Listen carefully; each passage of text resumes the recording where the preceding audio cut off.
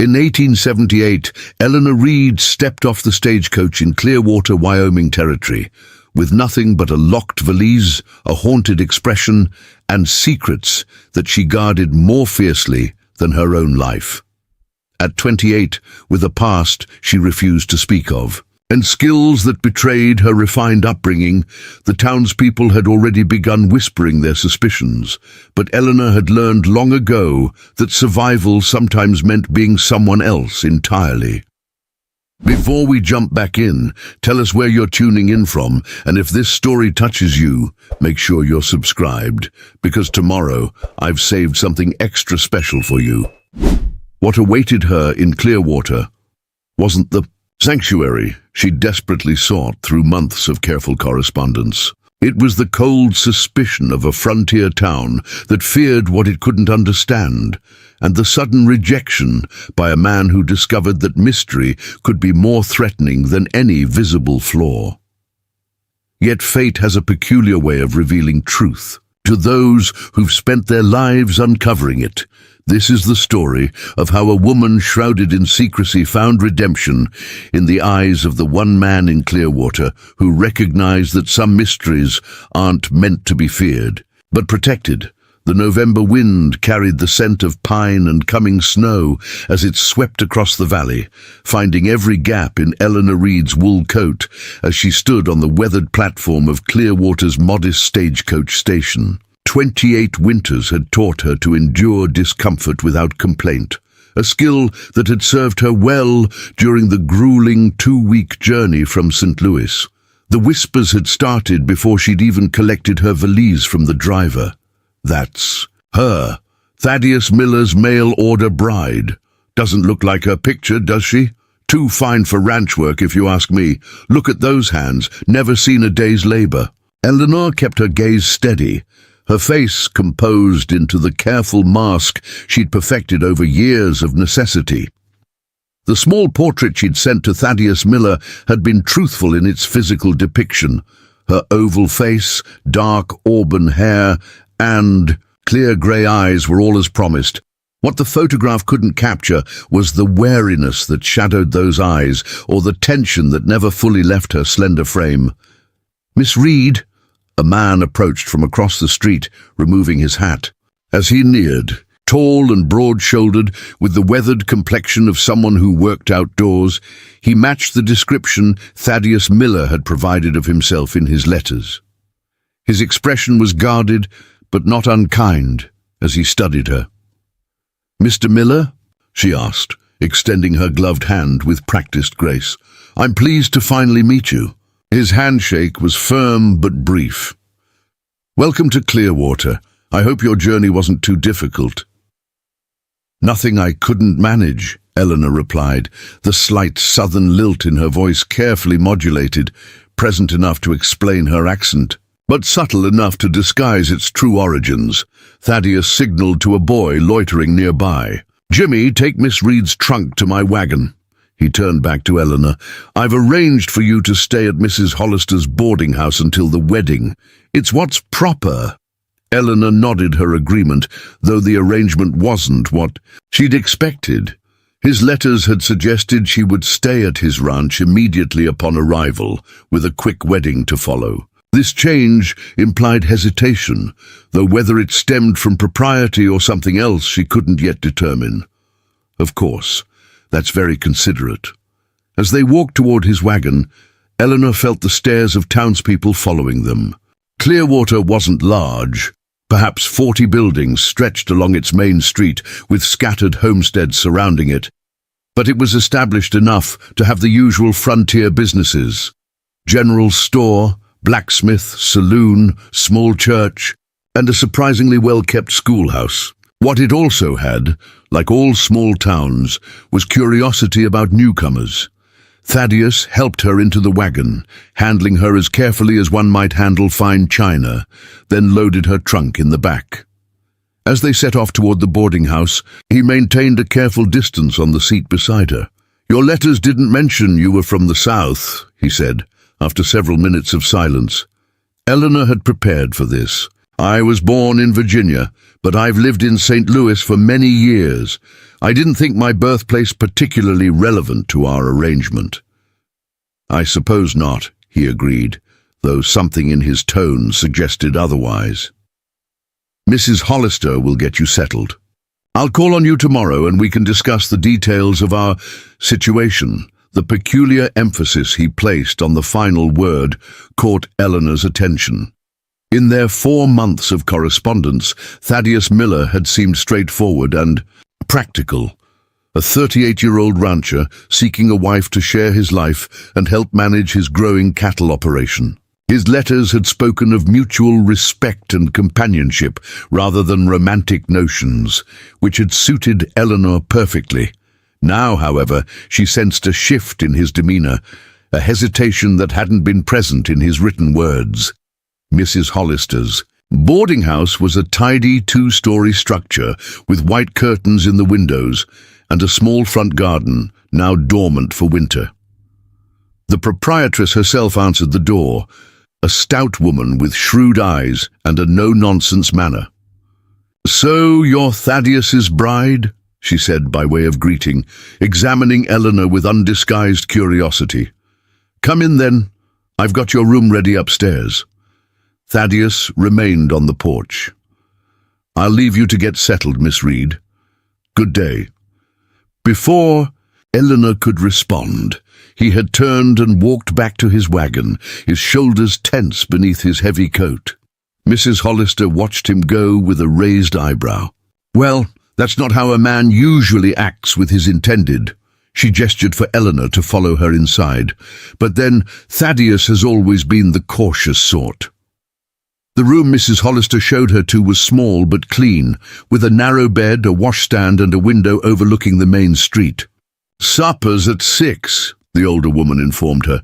"Kitchen closes after that, so don't be late." As she turned to leave, Mrs. Hollister paused, her expression softening slightly. "It's not easy coming to a strange place, especially as a mail order bride. Folks here can be suspicious of newcomers until they prove themselves. I'm accustomed to earning my place," Eleanor replied quietly. Mrs. Hollister studied her for a moment longer. "I suspect you are at that. Rest now. Things often look different after a good meal and a night's sleep." Left alone, Eleanor finally allowed herself to release the breath she felt she'd been holding since the stagecoach arrived. She moved to the window, watching as townsfolk went about their afternoon business. Clearwater hadn't been her first choice. It was smaller and more remote than she would have preferred, but Thaddeus Miller's letters had seemed promising. A hard-working, established rancher with no family connections, asking few questions beyond her willingness to adapt to frontier life. The isolation of his ranch, 5 miles outside town, had actually been a point in his favor. Eleanor needed distance from curious eyes and the prying questions that inevitably followed. Yet already, she sensed that something had changed in Thaddeus's perception of her between their correspondence and her arrival. Turning from the window, she unlocked her valise. With a small key she kept on a chain around her neck. Beneath a layer of carefully folded clothing lay the items she had not mentioned in any of her letters. A leather-bound journal filled with precise handwriting, a small pistol wrapped in oilcloth, and a folded newspaper clipping dated 18 months earlier from Richmond, Virginia, its headline partially visible, "Mysterious Disappearance of Prominent." Eleanor quickly covered the clipping with a shawl as a knock sounded at her door. "Miss Reed," Mrs. Hollister called. "There's fresh water for washing and I've brought you some tea." "Thank you. Just a moment." Eleanor closed and locked the valise before opening the door. Mrs. Hollister set down a pitcher of water and a steaming cup of tea. "I forgot to mention, we've a social at the church tomorrow evening. Might be a good way for you to meet folks." "That's very kind, but I should wait for Mr. Miller's." "Thaddeus will be there," Mrs. Hollister interrupted. The whole town turns out for Reverend Parker's socials. Besides, she added with a meaningful look, people will talk less about you if they've actually met you. Preparing and narrating this story took us a lot of time, so if you are enjoying it, subscribe to our channel. It means a lot to us now. Back to the story. After the older woman left, Eleanor sank onto the bed, cradling the warm teacup. In her hands, she had prepared for so many contingencies, had practiced her story until it felt like a second skin, had carefully chosen Thaddeus Miller from among a dozen potential correspondents for his apparent disinterest in her background. Yet something in his demeanor today suggested her calculations might have been flawed. She couldn't afford another mistake, not when she'd come so far. That evening at supper, Eleanor met the boarding house's other residents, Mr. Peterson, a travelling salesman of patent medicines, Miss Greenwood, a spinster who gave piano lessons to the town's children, and Mr. Collins, an elderly bookkeeper who worked at the bank. They regarded her with the curiosity typical of small-town residents toward newcomers, but their questions remained blessedly superficial, focusing on her journey and impressions of Clearwater rather than her past. "You're braver than most, coming all this way to marry a man you've never met," Miss Greenwood observed as they finished their meal of beef stew and fresh bread. "I wouldn't call it bravery," Eleanor replied carefully. "Practicality, perhaps. Mr. Miller seems to be a respected man with a stable situation." Mr. Collins nodded approvingly. "That he is. Built that ranch from nothing when he came here 8 years ago. Started with 30 head of cattle and a run-down cabin. Now has one of the finest spreads in the county and a proper 2-story house." "And no family?" Eleanor asked, though she already knew the answer from Thaddeus's letters.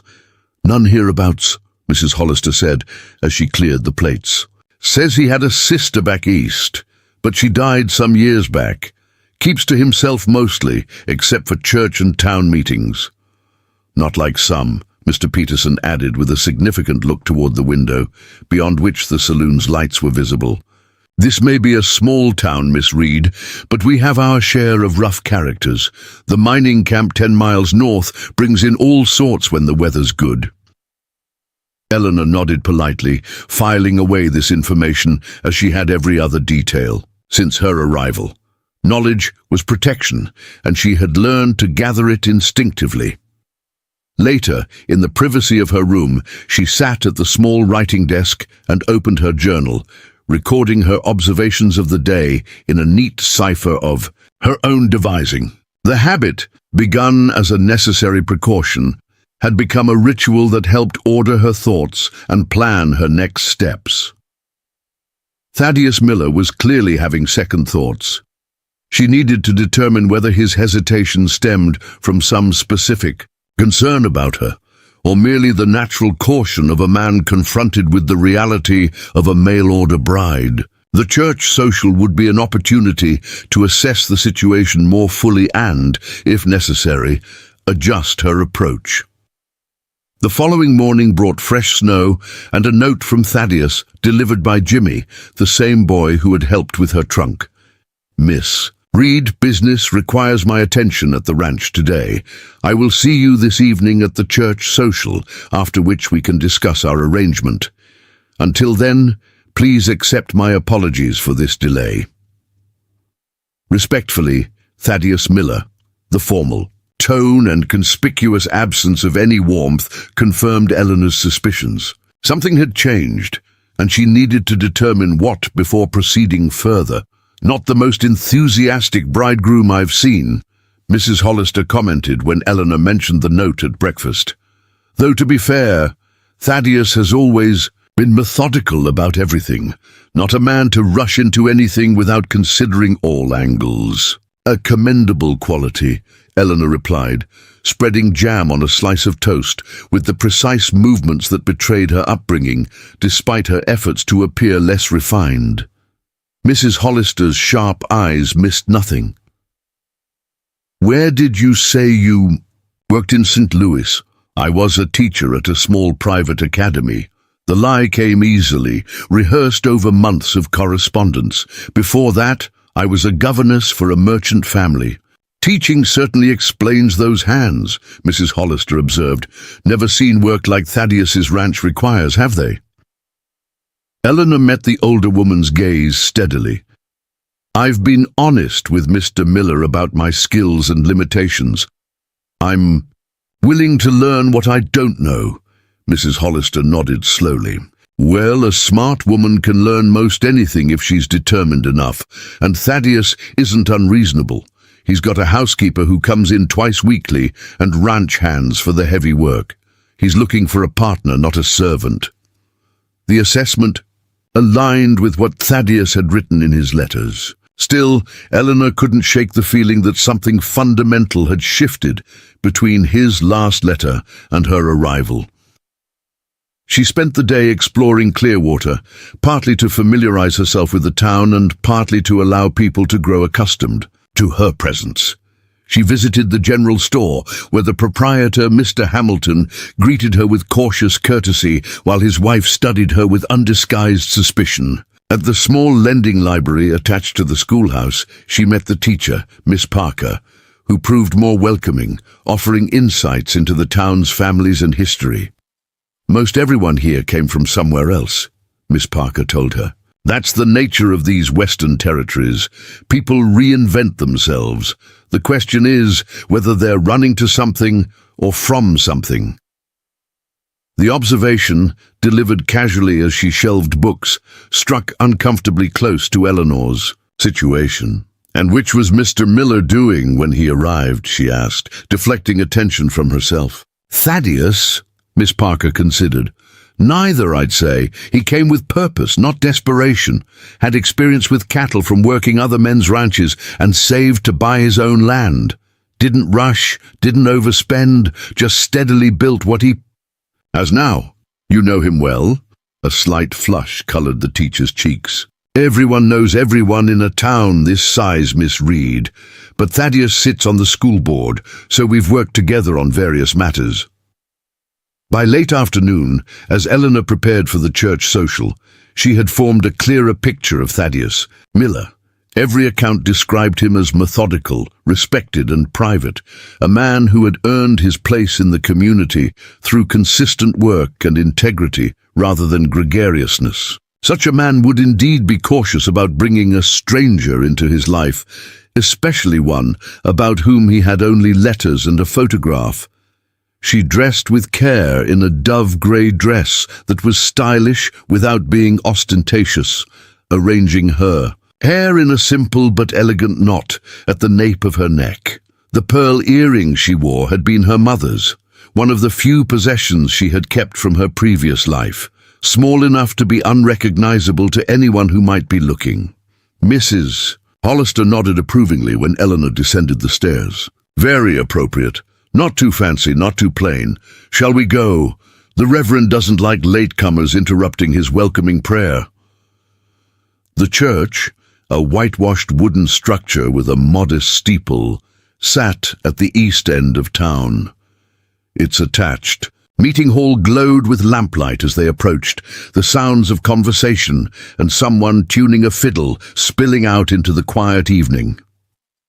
Eleanor took a deep breath, squaring her shoulders beneath her woolen shawl.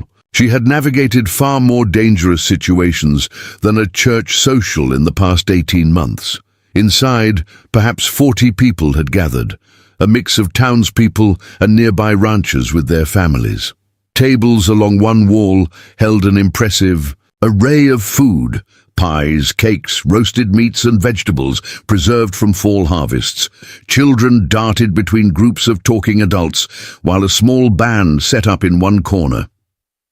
Eleanor felt the conversation dim momentarily as she entered. With Mrs. Hollister, curious eyes turning to examine the newcomer, she maintained her composure, offering polite smiles to those who caught her eye. Mrs. Hollister and Miss Reed. A tall, thin man with a clerical collar approached them. Welcome. I'm Reverend Parker. We're so pleased you could join us this evening. After making introductions, Mrs. Hollister excused herself to help with the food, leaving Eleanor with the Reverend. "Thaddeus told me you'd arrived safely," he said, guiding her toward a group of women arranging cups for coffee and cider. "He's been anticipating your arrival for weeks." "Has he?" Eleanor couldn't keep the surprise from her voice, given Thaddeus's cool reception. Something knowing flickered in the Reverend's eyes. "Thaddeus is a cautious man, Miss Reed. Doesn't show his feelings readily, but I've known him since he came to Clearwater, and I've never seen him take such an interest in anything that wasn't related to his ranch." Before Eleanor could respond, the door opened again, and Thaddeus himself entered. He had traded his work clothes for a clean shirt and vest, his hair still damp from washing. His eyes scanned the room until they found her, and he made his way through the crowd with purpose. "Miss Reed," he said with a slight bow, "I'm glad you could attend. Mr. Miller, I've been meeting some of your neighbors. Everyone has been most welcoming." An awkward silence fell between them, broken by the Reverend clearing his throat. "Well, I should see to the blessing before we eat. Thaddeus, perhaps you'd like to introduce Miss Reed to some of the other ranchers' wives. I'm sure she'd appreciate learning more about what to expect." The subtle emphasis on what to expect wasn't lost on Eleanor. Clearly, the town still anticipated a wedding despite Thaddeus's apparent reservations. As the Reverend moved away, Thaddeus turned to her, his expression difficult to read. "Miss Reed, before we proceed further with introductions, I believe we need to have a private conversation." The formality in his tone confirmed her worst fears. "Of course." He led her to a small anteroom off the main hall, closing the door partway to provide privacy, while remaining visible enough to prevent gossip. For a moment, he seemed to struggle for words, running a hand through his hair in a gesture of uncharacteristic uncertainty. "Miss Reed, Eleanor, I must be direct. Since your arrival, certain inconsistencies have come to my attention that give me pause regarding our arrangement." Eleanor felt her heart rate increase, though she maintained her outward calm. "What inconsistencies, Mr. Miller?" "Your hands, for one," he said bluntly. "They're not the hands of a teacher who spent years writing on slates and chalkboards. They're too perfect, too uncalloused." She had anticipated this. "As I mentioned in my letters, I most recently taught music and literature to young ladies at a finishing school. Very little chalk was involved," he nodded, accepting this explanation but clearly not finished. "Your accent, it's distinctly Virginian, not the general Southern manner you described. My family moved from Richmond to New Orleans when I was 12, then to St. Louis after the war," she countered smoothly. "My speech reflects those influences." Thaddeus studied her face for a long moment. "Perhaps. But there's something else, something more fundamental. When I wrote Seeking a Wife, I emphasized the importance of honesty and openness between us. Yet I sense you're holding something back, something significant." The directness of his assessment startled her. He was more perceptive than she had anticipated. "Mr. Miller, everyone has aspects of their past they prefer not to dwell upon. I've been truthful about all matters pertinent to our potential marriage." "Have you?" His voice remained calm, but his eyes had hardened. "Because this arrived on yesterday's mail coach."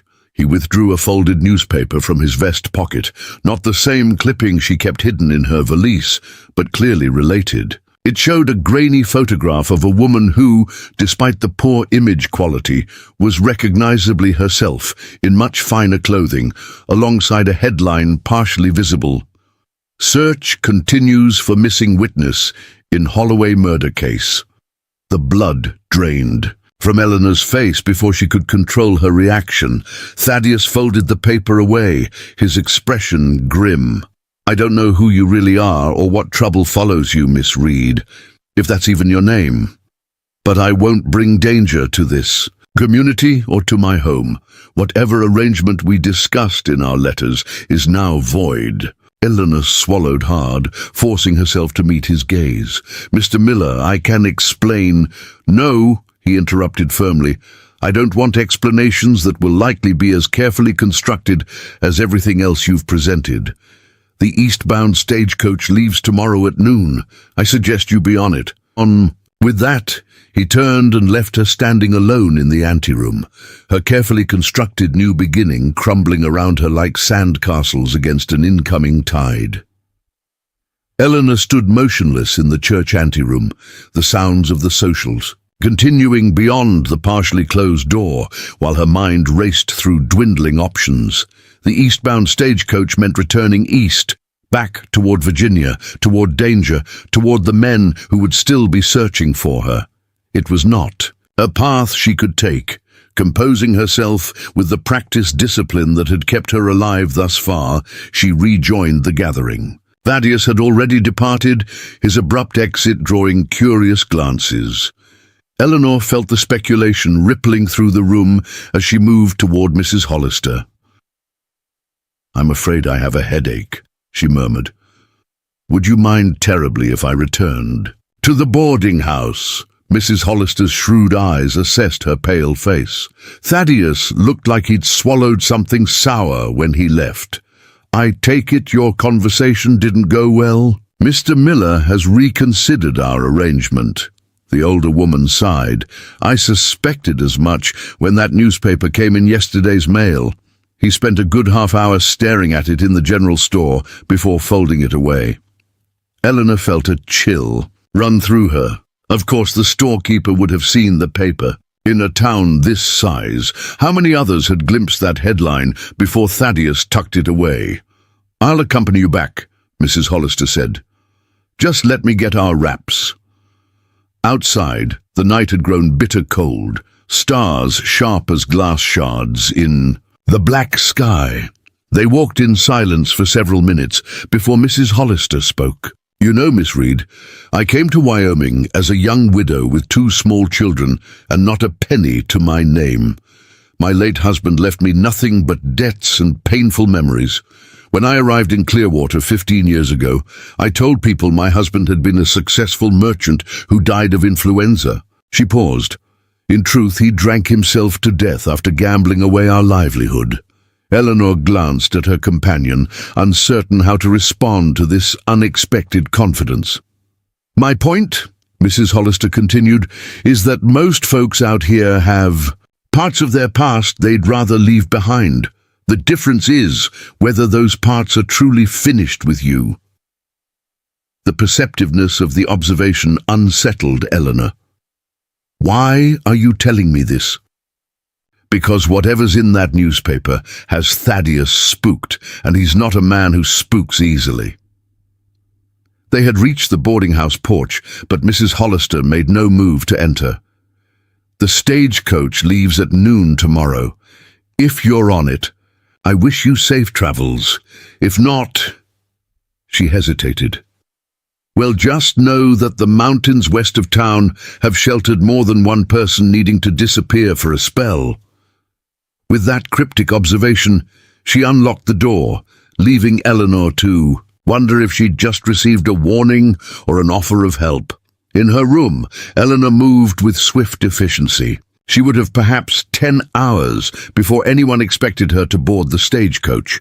10 hours to formulate a new plan, gather supplies, and vanish once more. The mountains Mrs. Hollister mentioned might provide temporary sanctuary, but winter was approaching. She would need substantial provisions and better knowledge of the terrain than she currently possessed. As she packed her few belongings, carefully resecuring her valise, a soft knock sounded at her door. Her hand moved instinctively to the small pistol before she called out, "Yes, it's Jimmy, miss. Got a message for you." Eleanor opened the door to find the young boy who had helped with her trunk, now shifting nervously from foot to foot. "A man asked me to give you this," he said, extending a folded piece of paper. "Said it was important." "What man, Jimmy?" Eleanor asked sharply. The boy's eyes widened at her tone. "Dunno his name, miss. Tall fellow with a mustache, was sitting outside the saloon. Gave me 2 bits to bring this to you right away." Eleanor's heart raced as she unfolded the note. The handwriting was unfamiliar and the message brief. North edge of town. Cabin with green door. Come at midnight if you want to avoid tomorrow's stagecoach. Come alone. No signature. It could be a trap, or it could be the assistance she desperately needed. Did this man say anything else, Jimmy? The boy shook his head.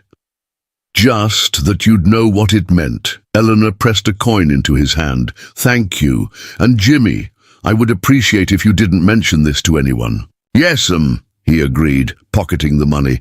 Folks say you got secrets. My pa says everybody does, so it ain't my business anyhow. After the boy left, Eleanor considered her options. The note could have come from anyone who had seen the newspaper. Someone offering genuine help, someone seeking to exploit her vulnerable position, or someone with connections to those she was fleeing. Midnight was still 4 hours away, giving her time to prepare for any contingency. She removed her dress and changed into the practical traveling outfit she had worn on the stagecoach. A dark woolen skirt, sturdy boots, and a man's shirt beneath her fitted jacket. The clothing had scandalized her once, but necessity had overcome propriety months ago. From a hidden pocket sewn into her petticoat, she extracted the emergency funds she always kept separate from her main savings, $50 in small bills and 2 gold coins. Eleanor checked her pistol, a small .32 caliber revolver she had learned to use with surprising aptitude, and slipped it into her jacket pocket. Whatever awaited her at the green-doored cabin, she would not go unprepared. At 11:30, she descended the boarding house stairs silently, carrying only her valise. Mrs. Hollister had retired early, and the other boarders' rooms were dark. The back door opened onto an alley, allowing her to avoid the main street with its few late-night establishments still illuminated. Clearwater was small enough that navigating to its northern edge took less than 15 minutes of cautious movement through shadows. The cabin with the green door stood slightly apart from the nearest buildings, a thin spiral of smoke rising from its stone chimney. No light showed through its single visible window. Eleanor paused in the shelter of a large pine tree, surveying the area for signs of ambush or surveillance. Finding none, she approached the cabin cautiously, one hand on the pistol in her pocket. Before she could knock, the door opened. "You're early," said a deep voice from within. "Come inside before someone sees you." The interior was dimly lit by a banked fire, revealing a spare but tidy single room with a wooden table, 2 chairs, a narrow bed, and various supplies neatly arranged on shelves. The man who had opened the door stood with his back to the fireplace, his features gradually becoming visible as Eleanor's eyes adjusted to the low light. He was perhaps 40, tall and broad-shouldered, with a neatly trimmed mustache and beard peppered with grey. His clothing was plain but well-maintained, the practical garb of a man accustomed to life on the frontier. Most notable, however, was the calm assessment in his blue eyes as he studied her. Not the predatory evaluation she had come to fear from men, but the measured appraisal of someone accustomed to judging character and threat. "You're not what I expected," he said finally. "And what did you expect, Mr. Garrett? Nathan Garrett?" He gestured to one of the chairs. "Please sit. You're safe here for the moment." Eleanor remained standing. "You'll forgive my caution, Mr. Garrett, but I have no reason to trust you or your definition of safety." A smile briefly touched his mouth beneath the mustache. "Fair enough. I'll be direct then. I know you're running from something in Virginia. I know it's connected to the Holloway murder case. And I know you're not Eleanor Reed." Her fingers tightened around the pistol in her pocket. "How do you know these things?" "Because before I came to Wyoming, I was a U.S. Marshal in the Eastern District of Virginia." He kept his hands visible, clearly recognizing her tension. "I left the service 2 years ago, but I still recognize a person in trouble when I see If you were a marshal, then you believe I should be on tomorrow's stagecoach, returning to face justice." Nathan shook his head. "Justice and the law aren't always the same thing, Miss Caldwell. Or do you prefer your real name?" The use of her actual surname sent a shock through Eleanor. "How did you—" I was assigned to the Holloway case before I resigned. Never solved it officially, but I had my suspicions. He took a seat, deliberately lowering himself to appear less threatening. Eleanor Caldwell, daughter of Judge Robert Caldwell of Richmond, vanished 18 months ago, shortly after witnessing something at Senator Harrison Holloway's estate. Something that got the senator's valet murdered.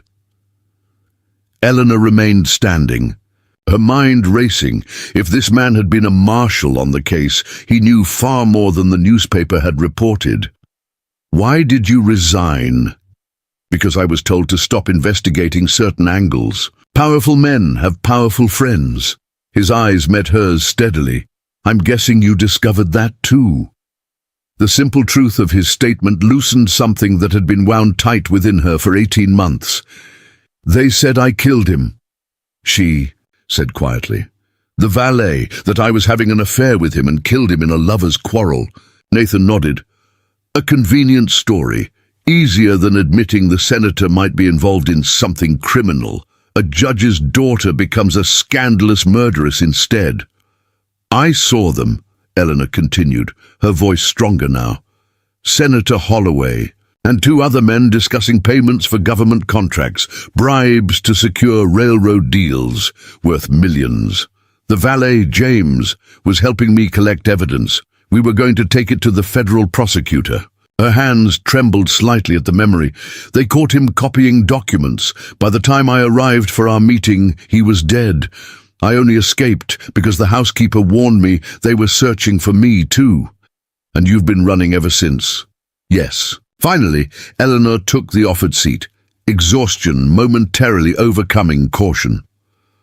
I tried going to the authorities at first, but Holloway's influence was too extensive. My own father advised me to flee, said it was the only way to stay alive, long enough to clear my name someday.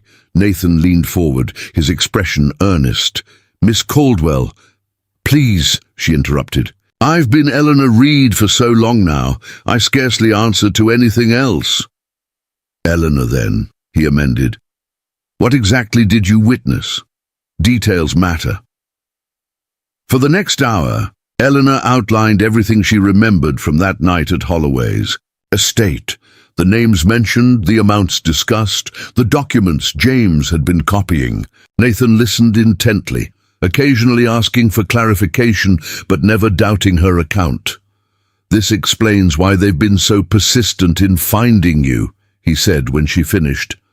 It's not just about silencing a witness anymore. It's about recovering any evidence you might have taken.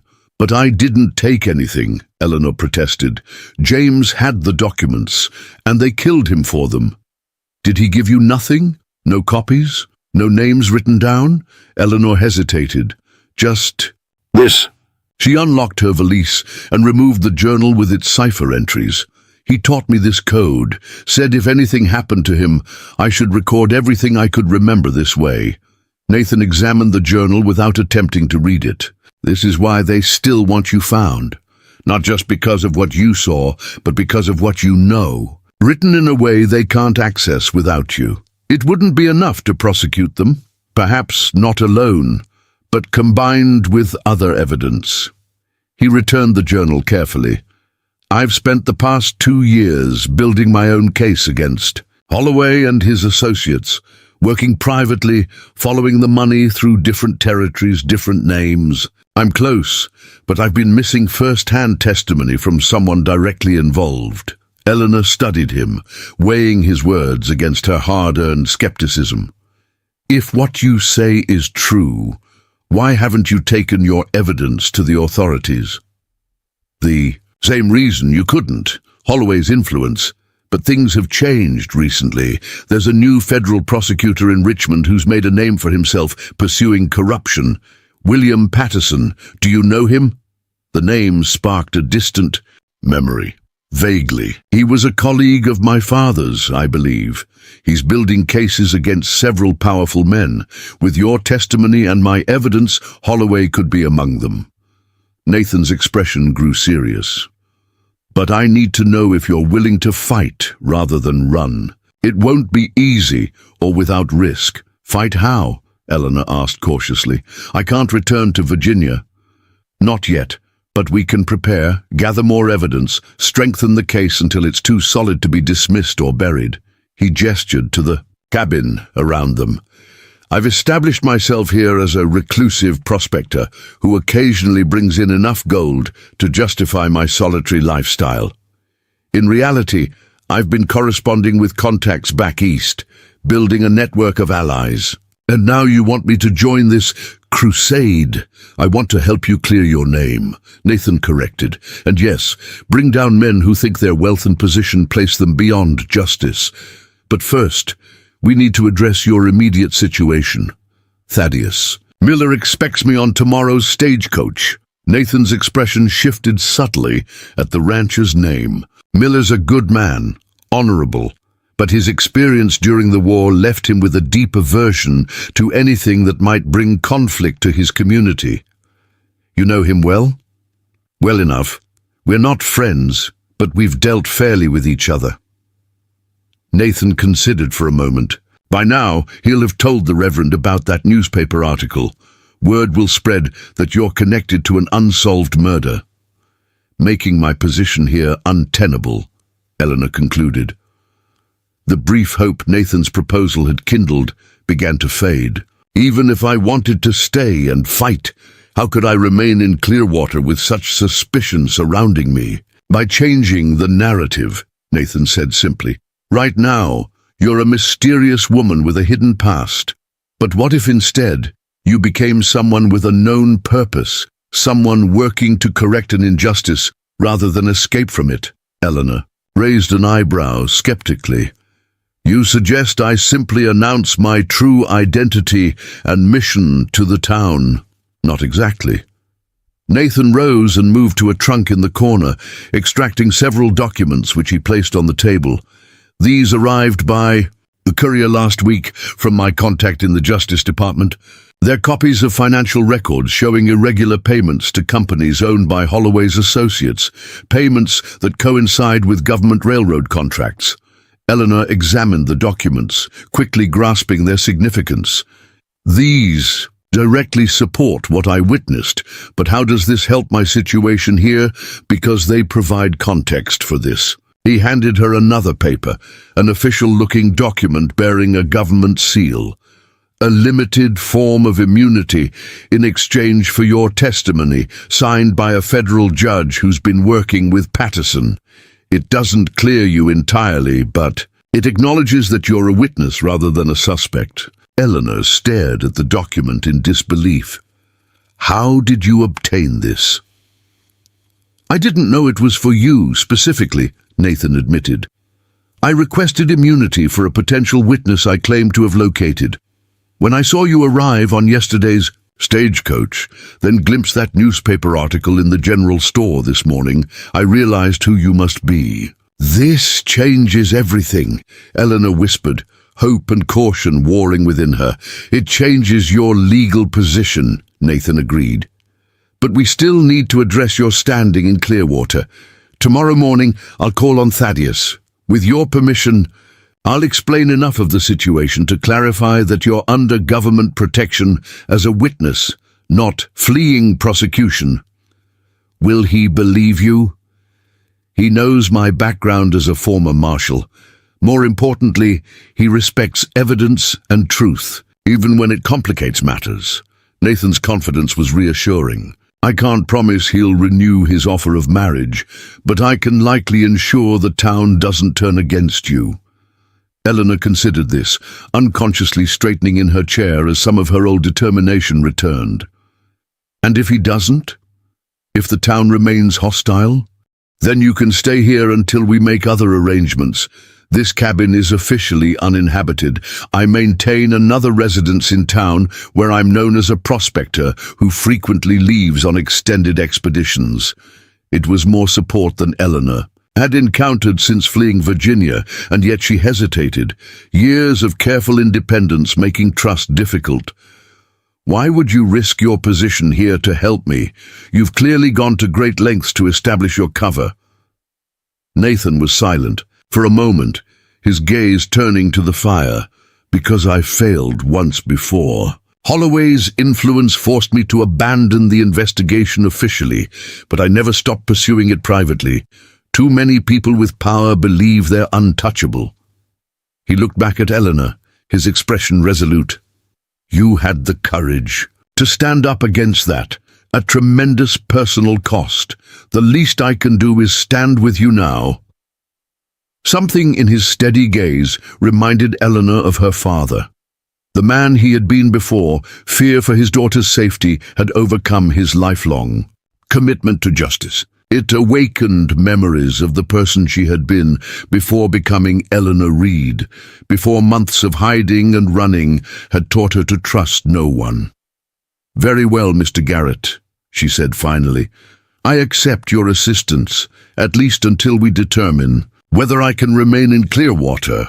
"Nathan," he corrected with a slight smile. "If we're to be allies in this, we should at least use first names." "Nathan," Eleanor agreed. Then, with a hint of her former self surfacing, she added, "Though technically, I should be calling you Marshal Garrett." "Former Marshal," he emphasized. "Now, I'm just a man trying to finish what he started." He glanced toward the window, where the first hints of dawn were lightening the eastern sky. "You should return to the boarding house before anyone notices your absence. Pack as though you intend to take the stagecoach. I'll call on Thaddeus early and meet you at Mrs. Hollister's before noon." As Eleanor rose to leave, valise in hand, she paused at the door. "You haven't asked my real first name." "I know who you are," Nathan replied simply. "Names are just what we call ourselves. It's actions that reveal true identity." The philosophical observation surprised her. "You're an unusual lawman, Nathan Garrett, and you're an unusual fugitive, Eleanor Reed." He opened the door, checking that the way was clear. "Tomorrow we begin changing both those circumstances." Walking back through the still sleeping town, Eleanor felt something she hadn't experienced in 18 months. Not safety exactly, but the first tentative tendrils of hope. Tomorrow would bring its own challenges, not least of which would be facing Thaddeus Miller again. But for the first time since fleeing Virginia, she was no longer entirely alone. The eastern sky continued brightening, promising a clear day ahead as Eleanor slipped back into the boarding house. For better or worse, she had committed to staying and fighting rather than running once more. What that meant for her future in Clearwater, or whether she even had one, remained to be seen. But as she carefully repacked her valise, including the precious immunity document Nathan had insisted she keep, Eleanor felt the weight of constant vigilance ease slightly. She was still a woman with secrets, still in danger from powerful enemies. But now, unexpectedly, she had found an ally in her struggle. Someone who saw her mysteries not as cause for rejection, but as truth worth protecting, and ultimately, revealing. The noon stagecoach departed Clearwater without Eleanor Reed among its passengers. From his vantage point near the general store, Thaddeus Miller watched the empty seat with a mixture of concern and resolution. He had done what was necessary to protect his community from whatever trouble followed the mysterious woman, yet the decision left him unexpectedly hollow. "She didn't board," said a voice beside him. Miss Parker, the schoolteacher, had paused on her way back to the schoolhouse, her keen eyes following his gaze. "No," Thaddeus replied simply, his weathered face revealing nothing. Miss Parker hesitated, then spoke with uncharacteristic directness. "People are talking, Thaddeus. They say you discovered something sinister about her." "People always talk," he answered, turning away from the departing coach. "Good day, Miss Parker." As he mounted his horse for the ride back to his ranch, Thaddeus couldn't dismiss the unease that had settled in his chest.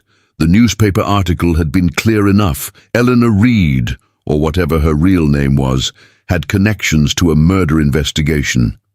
His responsibility to Clearwater left him no choice but to sever ties with her. Yet something about her reaction in the church anteroom nagged at him. Not the expected indignation of a guilty party exposed, but something more complex, a resigned weariness that spoke of long endurance.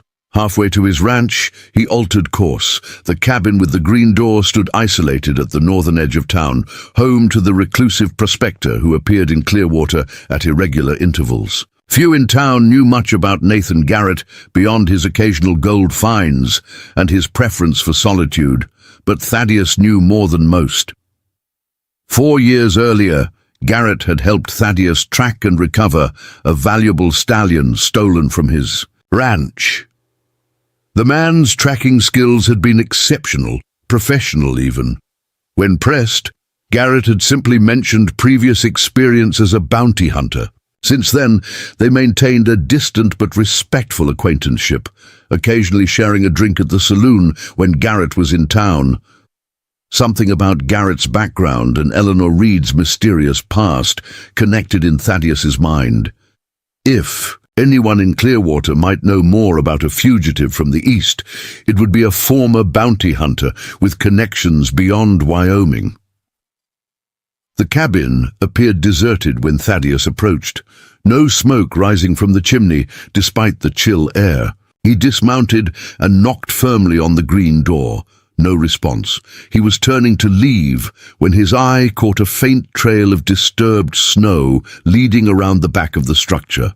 Following it, he discovered fresh hoof prints from 2 horses, leading toward the mountains west of town. Someone had departed in haste, and recently, tracking something, Miller. Thaddeus turned sharply to find Nathan Garrett emerging from the trees, rifle held casually, but ready. His expression was neutral, but his eyes were watchful. Wasn't expecting visitors, Garrett continued, approaching slowly. Especially not. Clearwater's most respected rancher. Looking for you, Thaddeus replied evenly. Thought you might have insights on a matter. What matter would that be? Garrett lowered his rifle but maintained a careful distance. A woman arrived on yesterday's stagecoach, Eleanor Reed.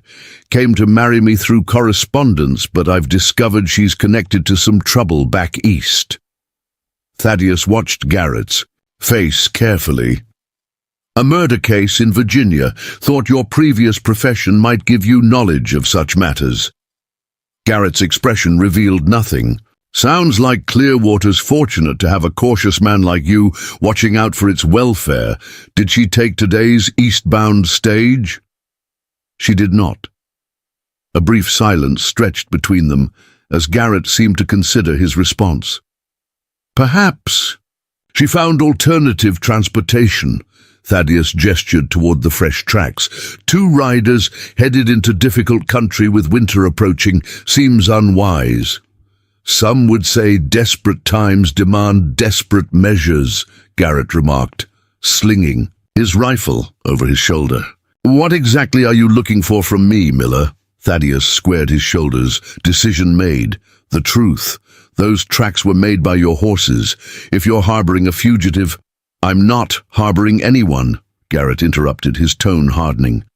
My spare mount was borrowed by someone who needed it more than I did. As for truth— He paused, studying Thaddeus thoughtfully. Sometimes a newspaper doesn't tell the whole story. Meaning? Meaning before you condemn a person based on a partial account, you might consider whether powerful men sometimes manipulate justice to serve themselves. The implication unsettled Thaddeus. You know something about Miss Reed. I know that in this territory we judge people by their actions more than their pasts. Garrett stepped closer, his voice lowering. Would it surprise you to learn that your mail-order bride is actually the daughter of a Virginia judge? That she witnessed something that powerful men would kill to keep hidden? That she's been running for 18 months, not because she's guilty, but because she's the only person alive who can testify to a conspiracy that reaches the highest levels of government. Thaddeus absorbed this, his mind reordering his understanding of the woman he'd so hastily rejected. How do you know this? Because before I was a prospector, I wore a badge, Garrett replied simply. U.S. Marshal, Eastern District of Virginia. I was investigating the same case before political pressure forced me to resign. The revelation landed like a physical blow. Garrett had never mentioned law enforcement in their previous conversations, presenting himself merely as a man with tracking skills from his bounty hunting days. "Where is she now?" Thaddeus asked finally. "Somewhere safe," Garrett answered, "with someone who believes her story." The implication stung more than Thaddeus wanted to admit. "I had a responsibility to protect my community." "And who protects her?" Garrett challenged. "A woman alone, accused of a murder she didn't commit, hunted by men powerful enough to send agents across territories to find her?" Thaddeus had no immediate answer. He had acted decisively to remove a potential threat from Clearwater, never considering that Eleanor Reed might be the one who needed protection. "What's her real name?" he asked finally. "Not my place to say." Garrett picked up a bundle of firewood he'd apparently been collecting when Thaddeus arrived. "If you want the full story, you'll need to earn back her trust. And that, Miller, may be harder than breaking a wild stallion. How would I even begin?" The question emerged before Thaddeus could consider its implications. Garrett studied him with renewed interest. "Interesting. The man who ordered her onto the stagecoach now wants to make amends?" "I want the truth," Thaddeus corrected stiffly. "Fair enough." Garrett shouldered his wood. "Truth requires evidence. Try looking beyond that newspaper article. The eastbound stage brought mail yesterday.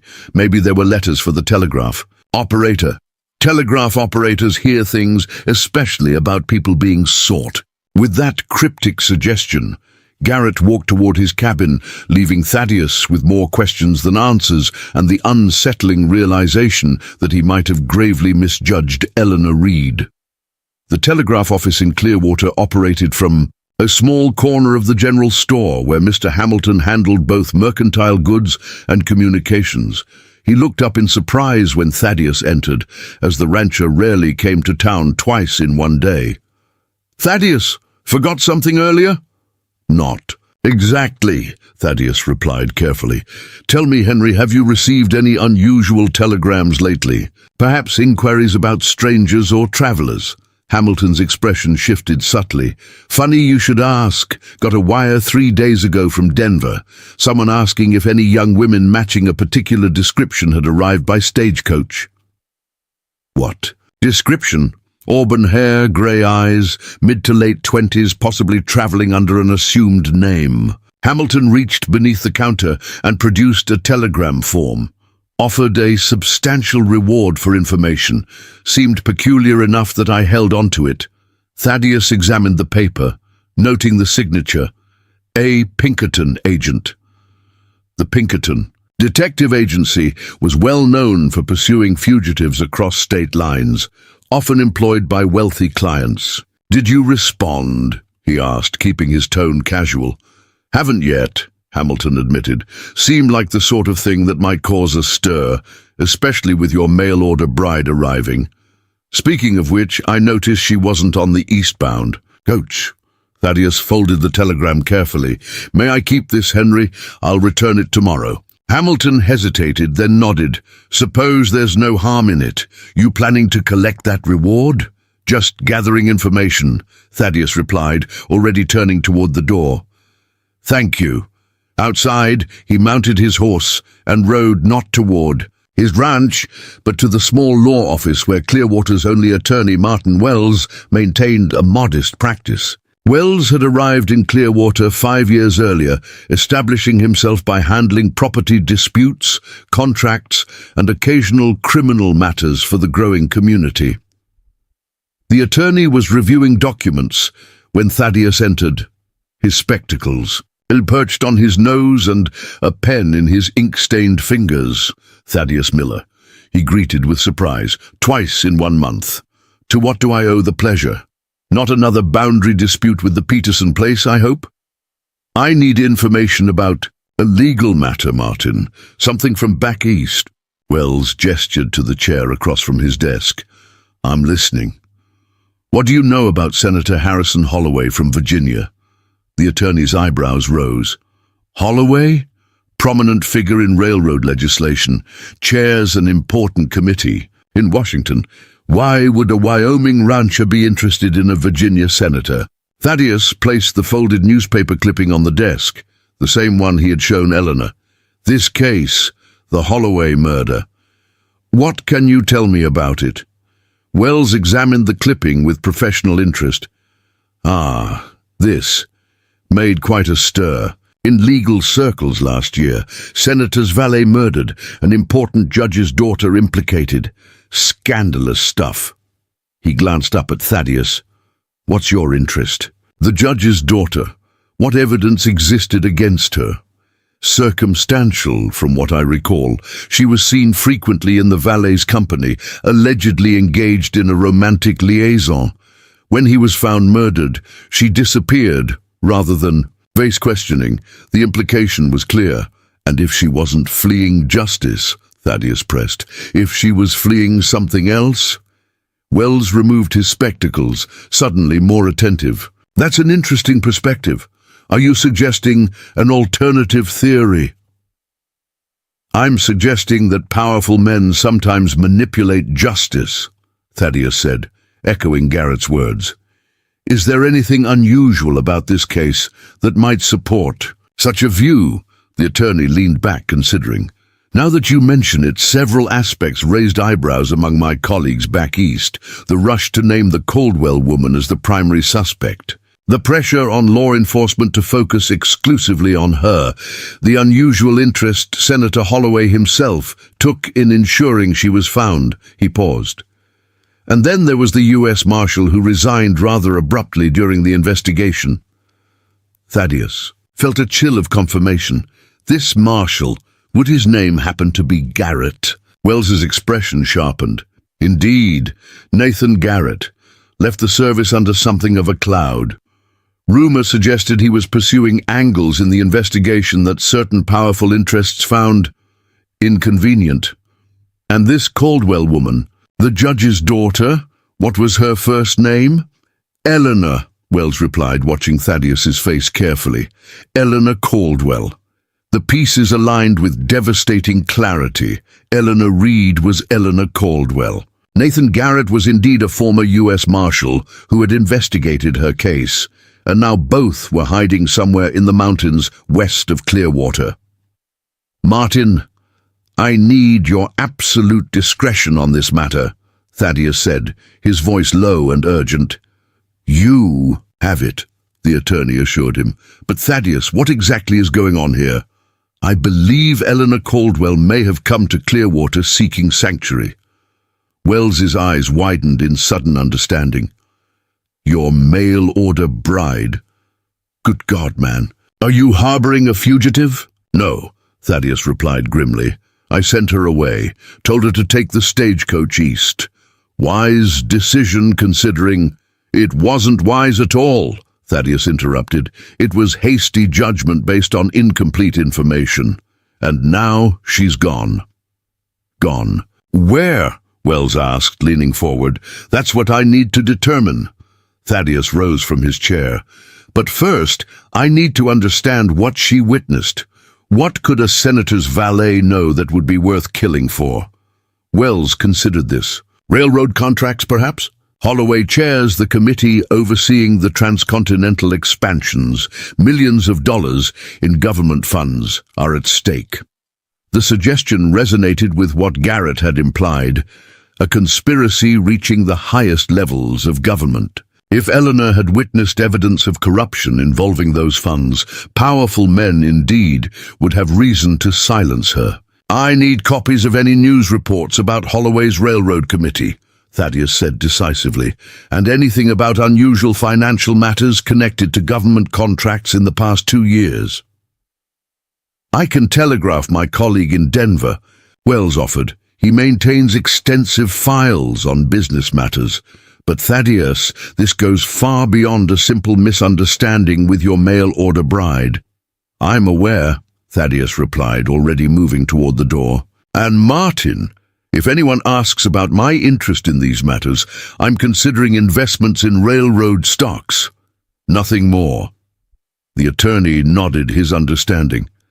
I'll have something for you by tomorrow. Where will you be? Thaddeus paused, weighing his next steps carefully. At my ranch initially. but after that I may need to take a ride into the mountains." The journey back to his ranch gave Thaddeus time to reconsider everything he thought he knew about Eleanor Reed. Now Eleanor Caldwell, the refined manners that had seemed suspicious now made sense for a judge's daughter. Her reluctance to discuss her past wasn't deception, but self-preservation. Her preference for his isolated ranch wasn't convenience, but strategy.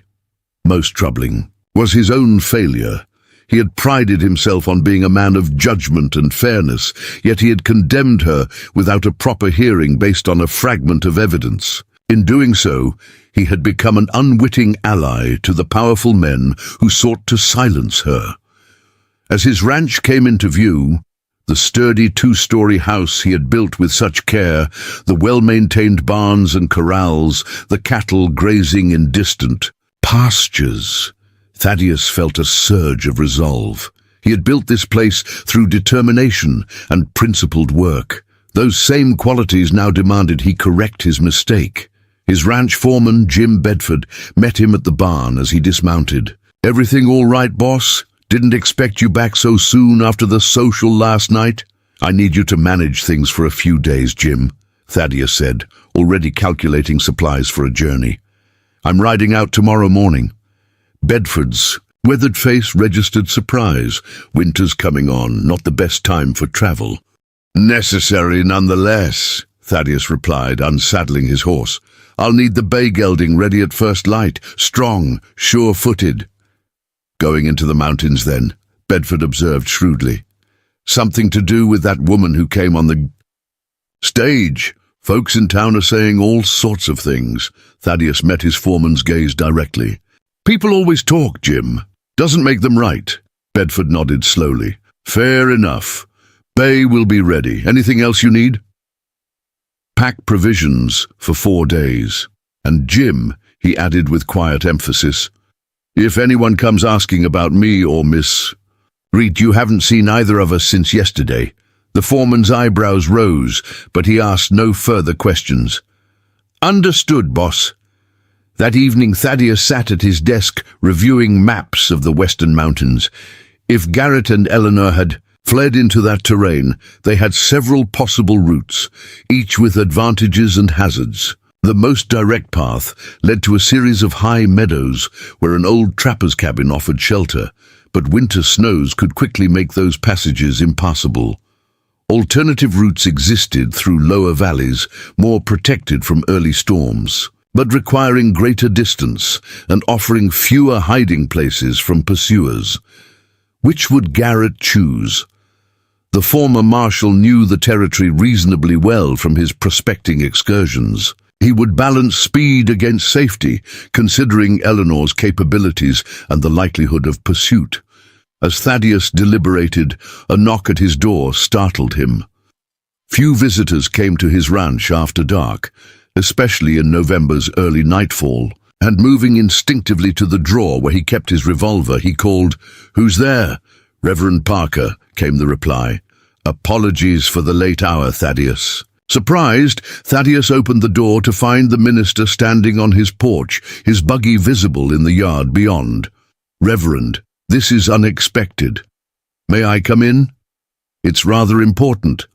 Once settled in Thaddeus's parlor with a cup of coffee, the Reverend came directly to the point. "I'm concerned about Miss Reed. She wasn't on the eastbound stagecoach today." "No," Thaddeus confirmed, revealing nothing more.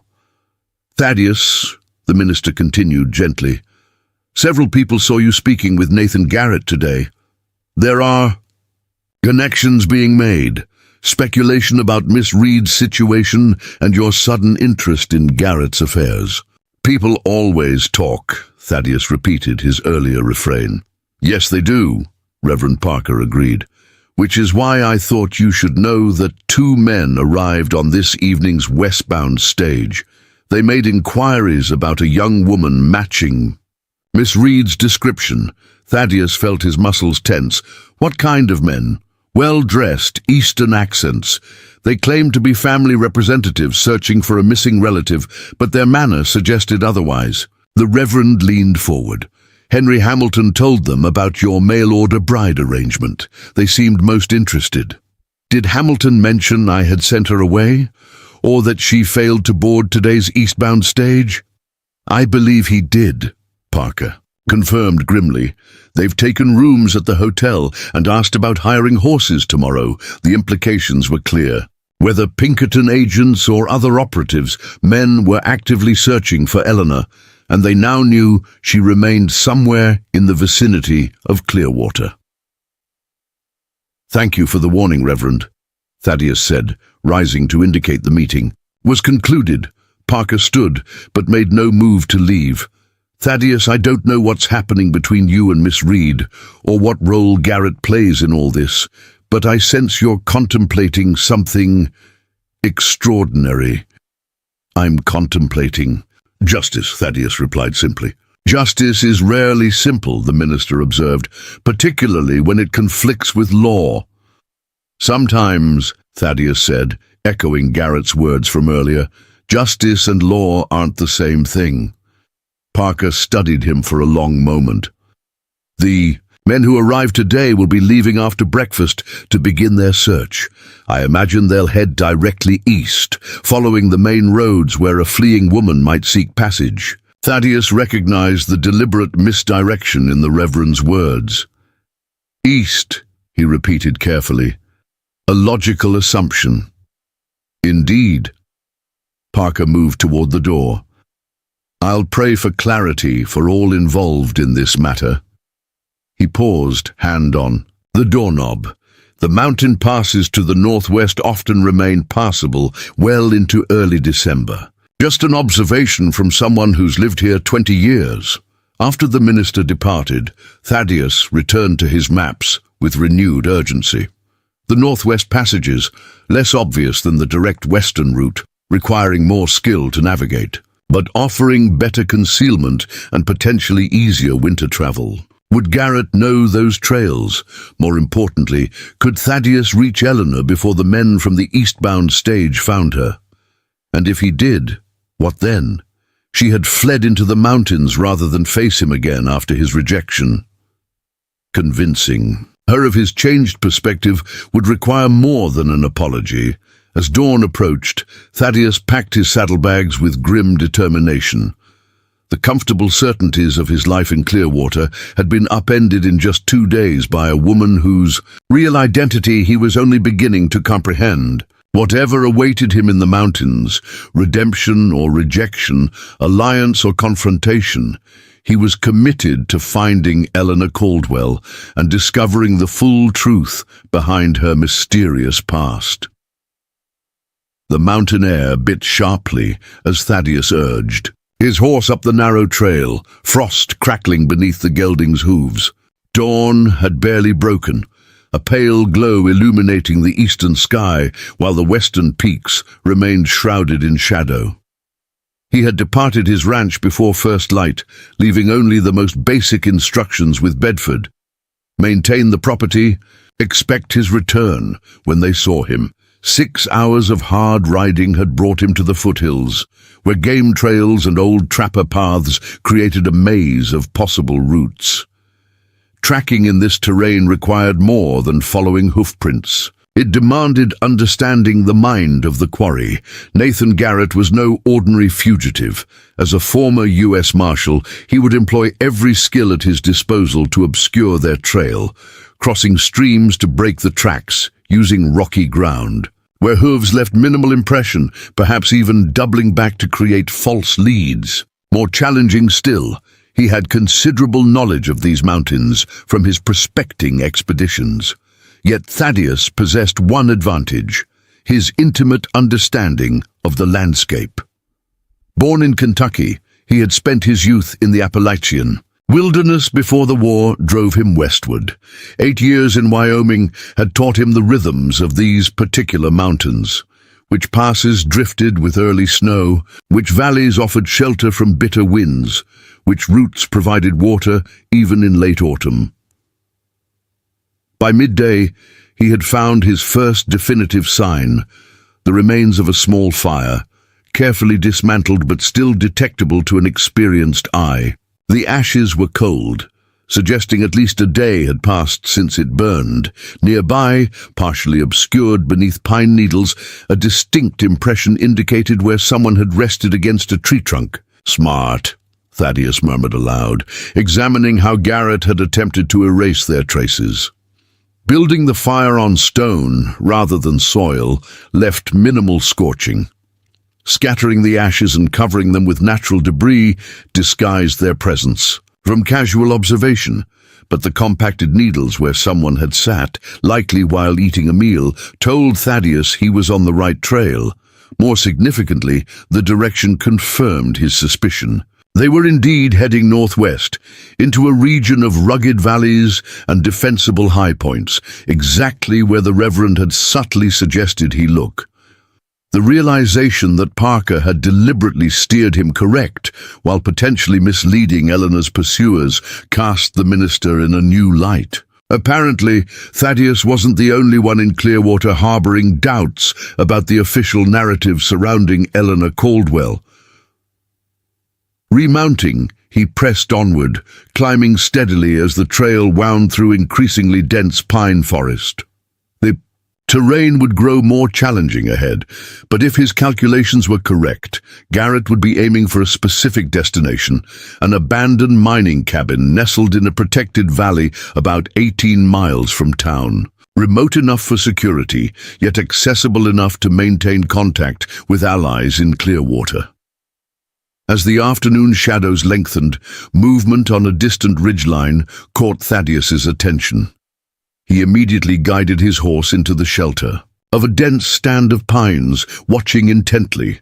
3 riders traversed the opposite slope, their silhouettes clear against the western sky. Their methodical pace and the way they periodically stopped to scan the surrounding terrain with what appeared to be field glasses indicated they weren't casual travelers.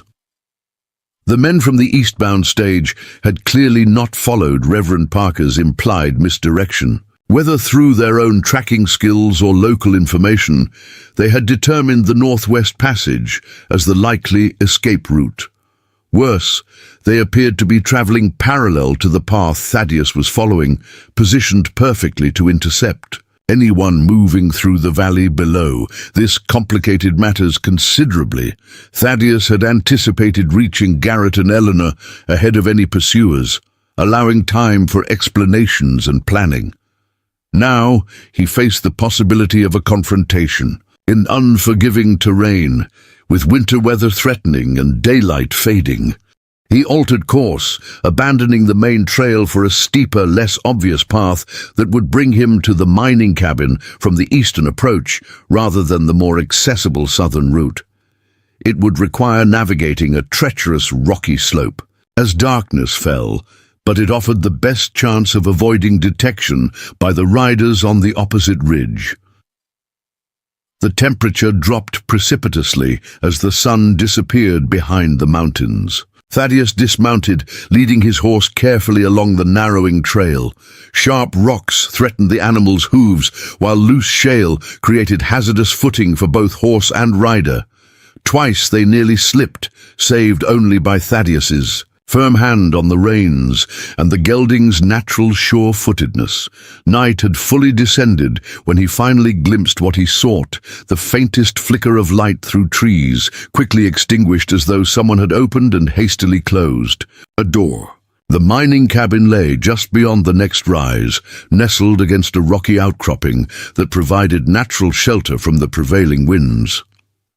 Thaddeus secured his horse in a protected hollow, removing his rifle from its saddle scabbard and checking that it was loaded and ready. Not that he anticipated using it, his intention was peaceful, but approaching armed fugitives in darkness without protection would be foolhardy.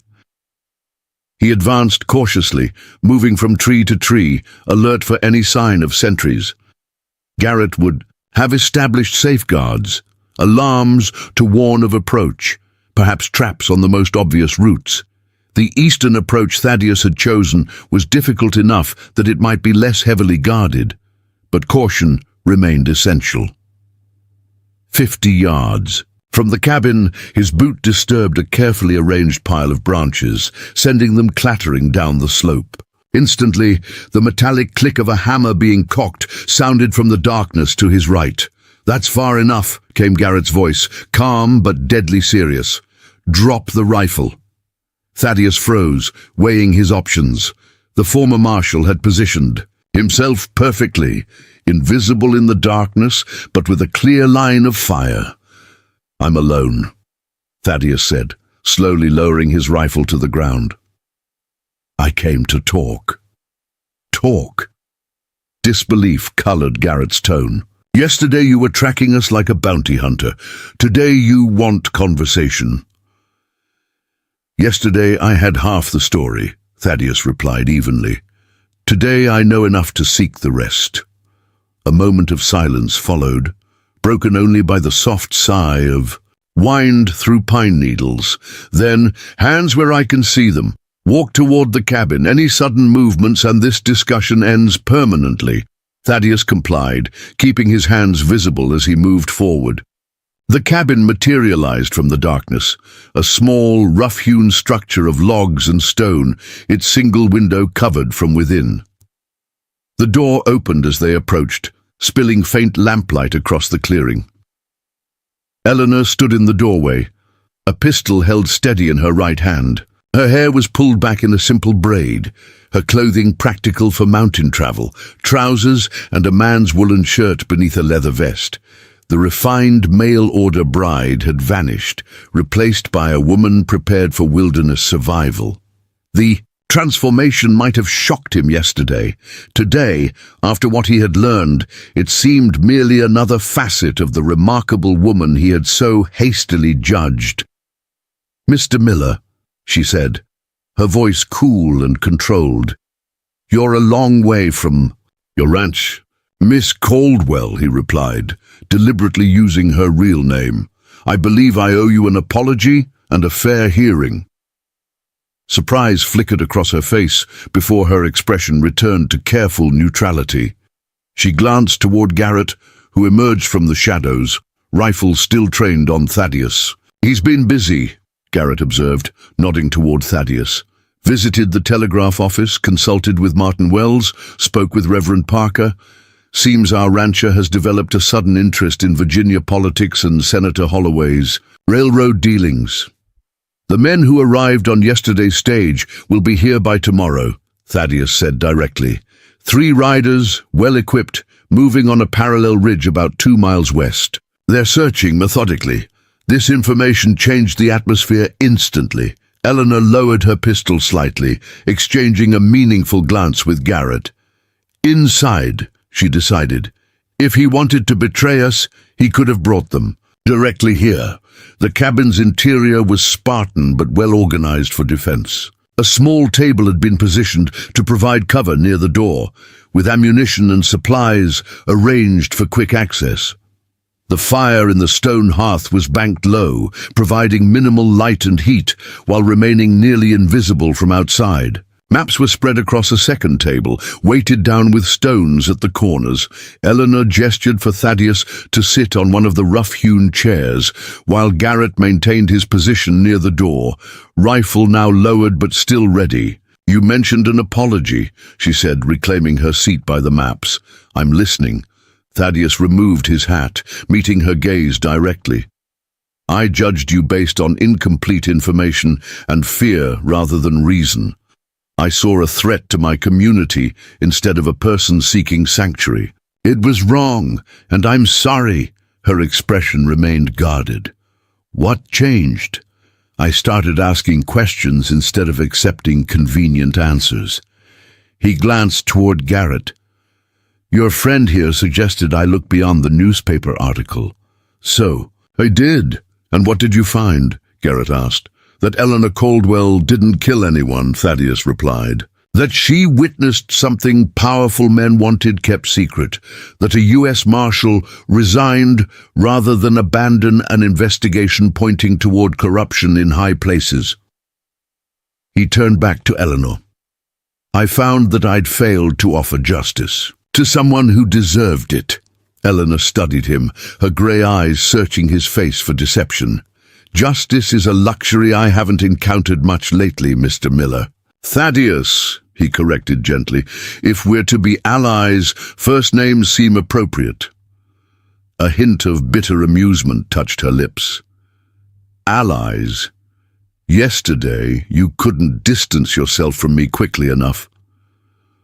Yesterday I was a fool, he acknowledged, bluntly. Today I'm trying to correct that mistake. Garrett moved from his position by the door, placing his rifle against the wall, but remaining standing. The question is why, Miller? What exactly do you hope to gain by tracking us into these mountains? It was the critical question, one Thaddeus had asked himself repeatedly during the long ride from his ranch. His answer now would determine whether they trusted him or sent him away. Initially, the truth, he replied honestly. I needed to know if I'd misjudged you. He looked directly at Eleanor. But now that I'm here, I want to help clear your name and bring the real criminals to justice. Garrett snorted skeptically. A Wyoming rancher is going to take on corrupt Virginia senators and railroad barons. A Wyoming rancher knows something about standing his ground, Thaddeus countered, a hint of steel entering his voice. And I imagine having an ally with legitimate business and property in this territory might prove useful to fugitives who can't exactly walk into a bank or purchase supplies openly. The practicality of this observation wasn't lost on either of them. Eleanor and Garrett exchanged another look, some silent communication passing between them. Tell me exactly what you know, Eleanor said finally. Everything you've learned since yesterday. For the next hour, Thaddeus detailed his investigations. The Pinkerton telegram, his conversation with Wells about the Holloway case, Reverend Parker's warning about the men searching for her. He described the political connections Wells had, mentioned regarding railroad contracts and the substantial financial interests at stake. As he spoke, Eleanor's posture gradually relaxed, though wariness remained in her eyes. When he finished, she rose and moved to the hearth, adding a small log to the fire. It's a fair summary of the situation, she acknowledged, watching the flames catch, though it barely scratches the surface of the corruption involved. She turned to face him.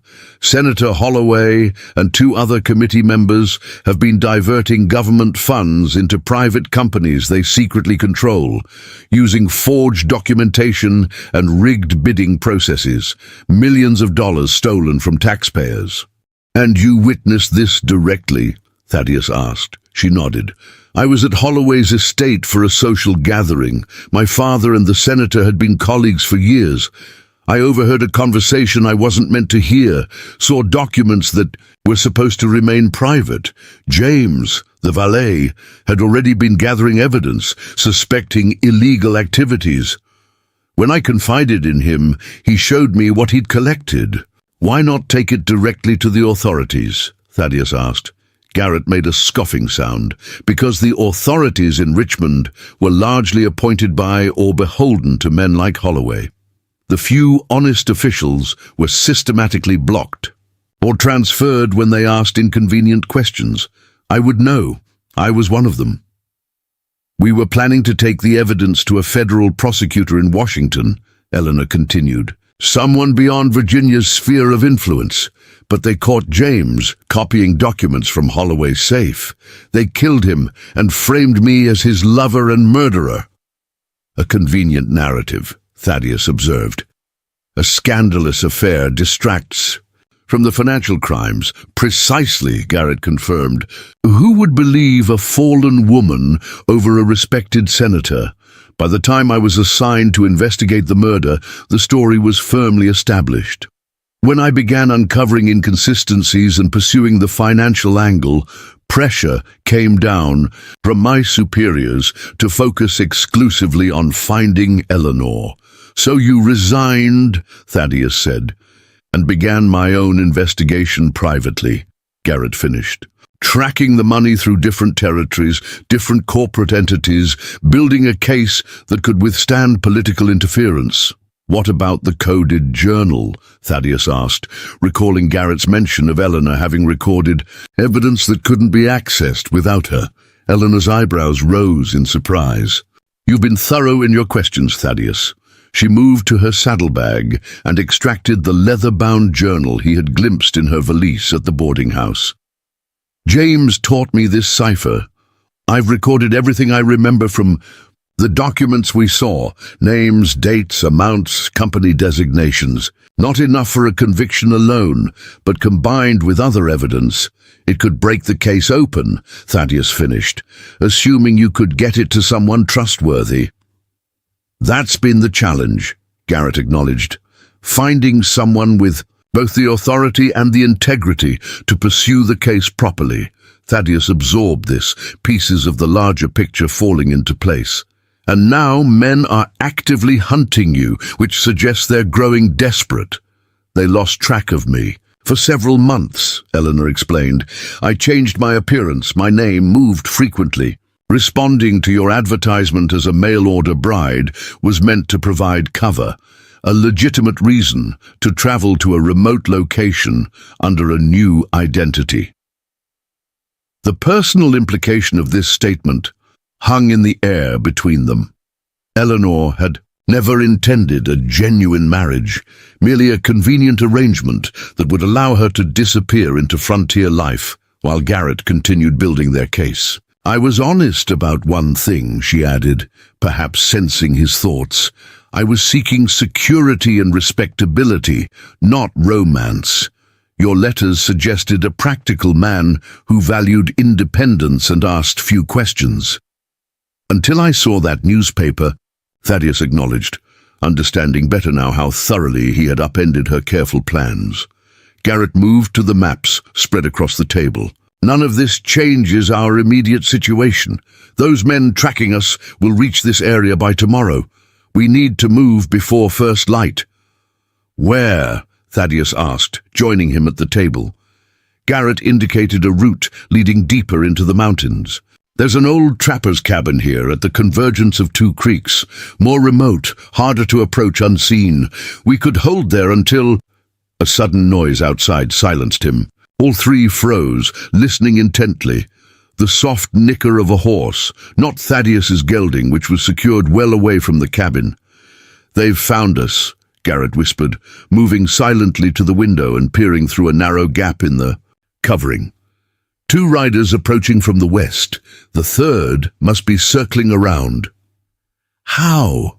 Eleanor asked, already gathering essential supplies. "They shouldn't have been able to track us in darkness." "Unless they weren't tracking at all," Thaddeus realized grimly. "Unless they already knew about this cabin as a potential hideout." Garrett cursed softly. "Of course, mining records in Clearwater would show its location if they asked the right questions." "We need to go," Eleanor said, her movements efficient despite the urgency. "The back trail through the eastern ravine. 2. Exposed once daylight comes," Garrett countered, returning to his position by the door, "and they'll expect that route." He looked directly at Thaddeus. "Time to prove whose side you're on, Miller? Know any escape routes they wouldn't anticipate?" Thaddeus thought quickly, mentally mapping the surrounding terrain. "There's a narrow pass 3 miles north, not on any maps because it's barely passable. Leads to a valley system that connects to my southern grazing lands. We could reach my ranch by tomorrow night if we push hard." "Your ranch?" Eleanor questioned. "That's the first place they'd look for us. Not if they believe we're still in these mountains," Thaddeus replied. "Bedford can create the impression I'm still out searching while hiding you in the old line. Shack on the property's edge. It would buy time to plan next steps." Garrett nodded decisively. "It's our best option. I'll create a diversion. Make them think we're fleeing east. You two take the northern pass. I'll meet you at the ranch tomorrow." "Absolutely not," Eleanor objected. "We stay together." "Eleanor," Garrett said firmly, "they're not after me specifically. If we separate, I can lead them away while you reach safety with Miller." The logic was sound, but clearly tore at something between them. Thaddeus recognized the unspoken bond that had formed through shared danger and purpose. 24 hours, Eleanor conceded finally. "If you're not at the ranch, by this time tomorrow we come looking. Garrett nodded, already checking his weapon and gathering minimal supplies. Miller. If anything happens to her, it won't, Thaddeus promised, understanding the former Marshal was entrusting him with something far more precious than mere physical safety. The night dissolved into rapid, silent preparation.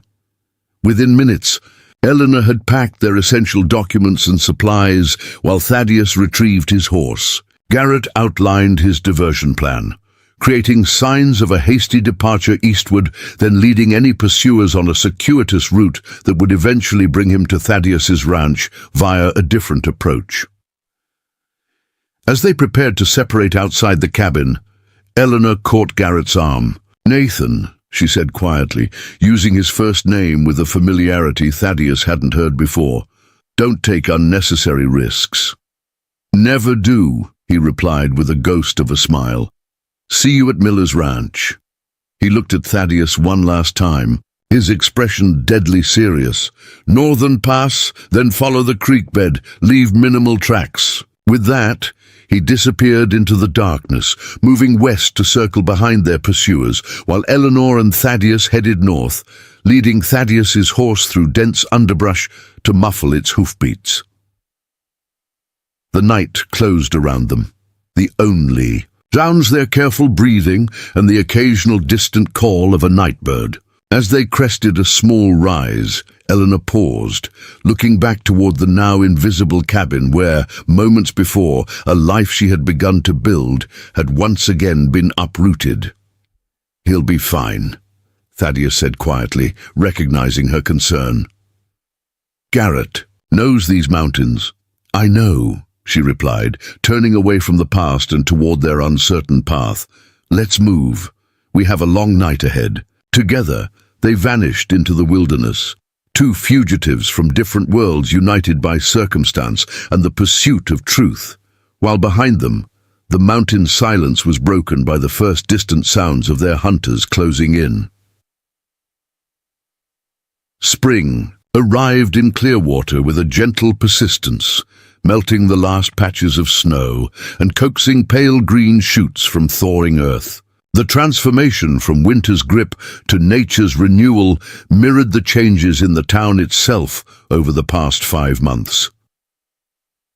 On the wide porch of the Miller ranch house, Eleanor sat in a rocking chair, her gaze fixed on the distant mountains that had once been both her refuge and her prison.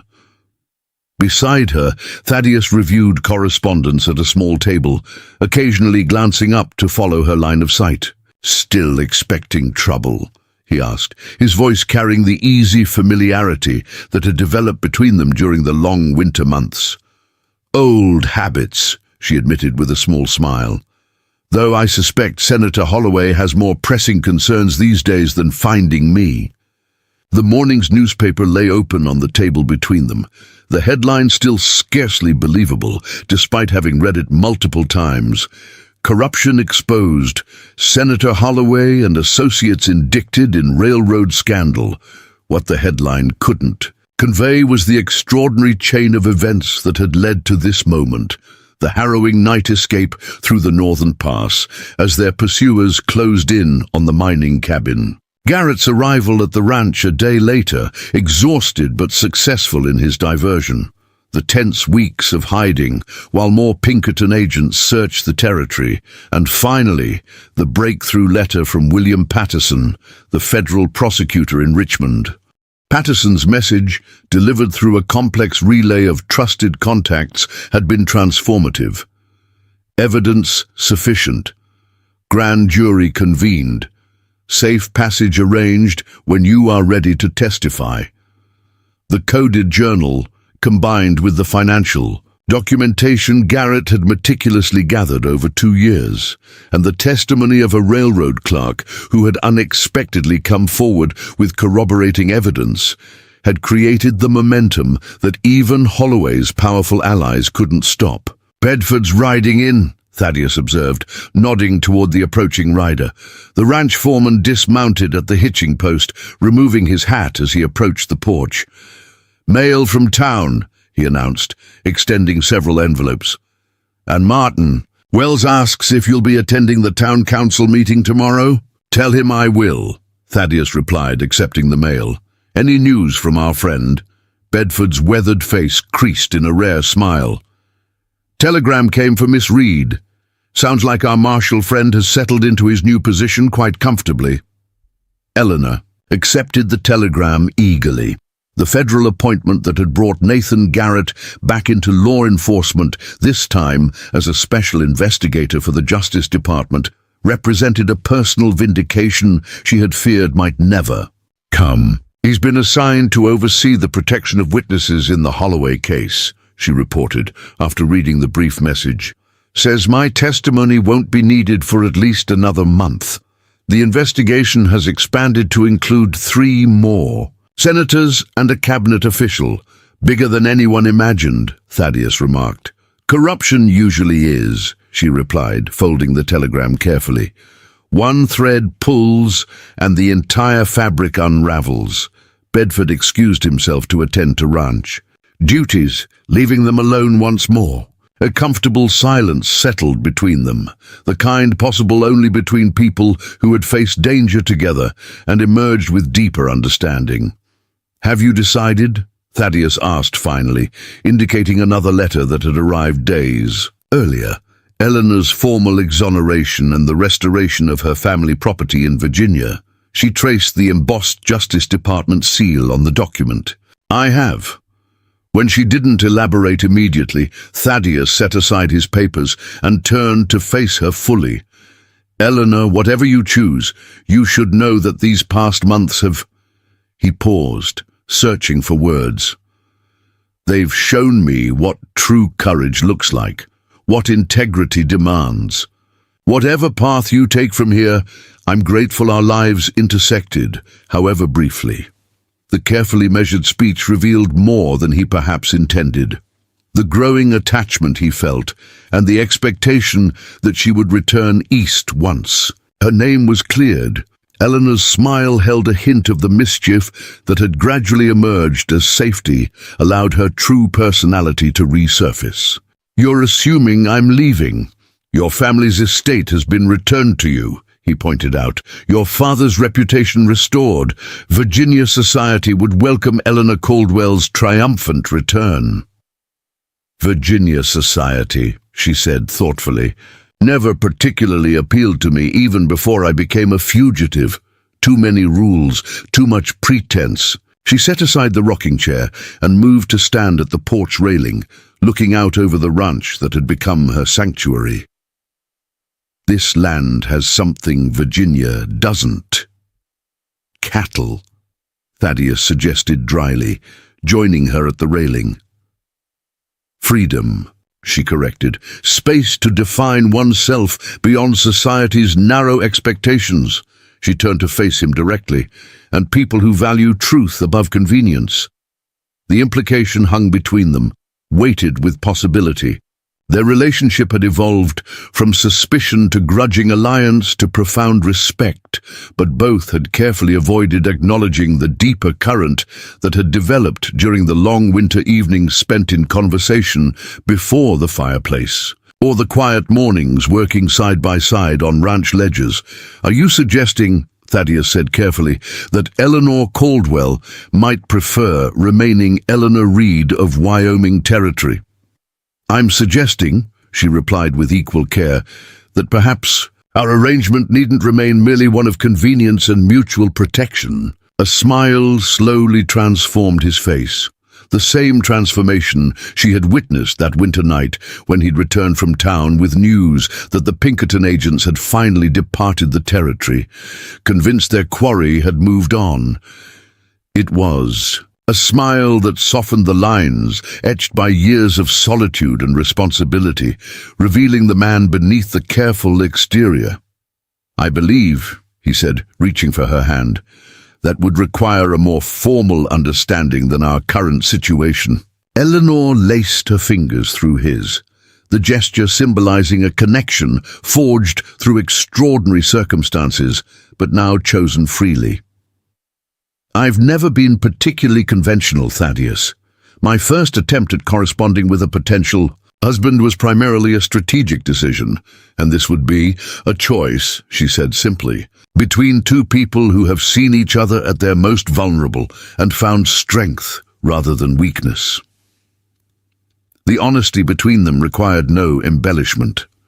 Their courtship had been unlike any other, forged in danger, tested by hardship, and strengthened through shared purpose rather than social expectation. "Martha at the general store will be disappointed," Thaddeus observed, his thumb tracing circles on her palm. "She was convinced you were secretly Nathan's wife."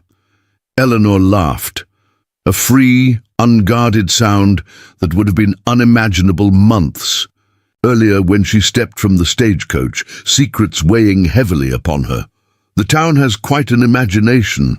Last week Miss Parker at the school asked if I was really a European countess in disguise." "Clearwater prefers intrigue to ordinary truth," Thaddeus agreed, "though in your case the real story exceeds anything they could invent."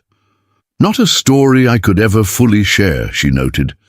"Some truths must remain private, like the fact that the respectable Mrs. Miller will secretly be a key witness in the nation's largest corruption trial." His use of the prospective title was deliberate, testing her reaction. Her eyes softened. "Is that a formal proposal, Mr. Miller?" "It appears to be," he acknowledged, seeming somewhat surprised by his own directness. "Though I had planned something more traditional. Perhaps dinner in town or—" Eleanor silenced him by stepping closer, her free hand coming to rest against his chest. "We're past traditional, don't you think? We've built something rare here, truth before pretense, substance before form." His hand rose to cover hers where it rested over his heart. "Then let me speak plainly. I love you, Eleanor. Not despite your complicated past, but because of the extraordinary woman it shaped. I want to build a life with you here, if you'll have me." The simplicity of the declaration, free from flowery sentiment or social convention, perfectly expressed the authentic connection they had formed. Eleanor felt something long knotted within her chest finally release. The vigilance of years on the run, the constant guardedness that had become second nature, the fear that genuine connection would forever be sacrificed to survival. "Yes," she replied with equal directness. "I will." Their kiss was a beginning rather than an ending, an acknowledgement of the unexpected journey that had brought them together and the promise of the path yet to unfold. When they finally separated, Thaddeus kept her hand in his, as though unwilling to break the connection now formally acknowledged. "I should warn you," he said with mock seriousness, "marriage to a Wyoming rancher involves considerable work. More challenging than evading Pinkerton detectives while testifying against corrupt senators," she countered, arching an eyebrow. "Point taken." His expression sobered slightly. "There will still be trips east for the trials. Testimony that might take weeks. We'll manage," she assured him. "Nathan has arranged exceptional security protocols, and Holloway's allies are scrambling to save themselves, not pursue revenge." The mention of Garrett brought a thoughtful expression to Thaddeus's face. "We should invite him for the wedding. He did, after all, play matchmaker in his peculiar way." Eleanor laughed again. "I suspect he'll claim credit for engineering the entire situation, though his original plan certainly didn't include you becoming an accomplice rather than an obstacle." "Life rarely follows our carefully constructed plans," Thaddeus observed, glancing toward the mountains where their shared journey had truly begun during that desperate night escape. "Sometimes the detours lead us precisely where we need to be." As the afternoon sun cast long shadows across the ranch yard, they remained on the porch, discussing practical matters about their future. When to announce their engagement, whether to hold the wedding before or after Eleanor's testimony in Virginia, how to adapt the ranch house for their shared life. In the distance, beyond the flowering meadows and grazing cattle, the mountains stood as silent witnesses to the transformation of a mysterious mail-order bride and a cautious rancher into partners bound by something far more powerful than convenience or circumstance. Their journey from suspicion to love had traveled the most difficult terrain of all, the landscape of truth with all its complexities and challenges. And in that hard-won harmony, both had found what they truly sought. Not merely safety or companionship, but the profound freedom that comes only when one is fully known and fully accepted, mysterious past and all. Up next, you've got two more standout stories right on your screen. If this one hit the mark, you won't want to pass these up. Just click and check them out, and don't forget to subscribe and turn on the notification bell so you don't miss any upload from us.